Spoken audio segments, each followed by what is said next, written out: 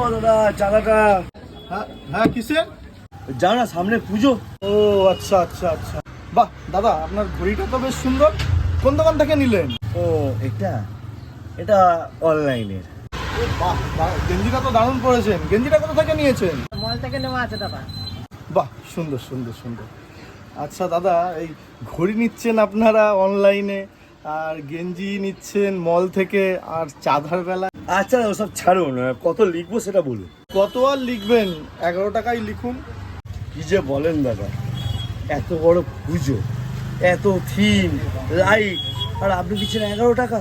কি করব বলুন দাদা, আপনারা নিজেরাই বলছেন ঘড়ি কিনছেন অনলাইনে, জামা কিনছেন মল থেকে, তাহলে আমরা কোথায় যাব? সারা বছরের অপেক্ষাই থাকি এই সময়ের জন্য, পুজোর সময় বেচা কেনা হবে, আর আপনারা করছেন মল থেকে অনলাইনে, তাহলে আমাদের কি করে চলবে, কি করে আমরা চাঁদা দেবো?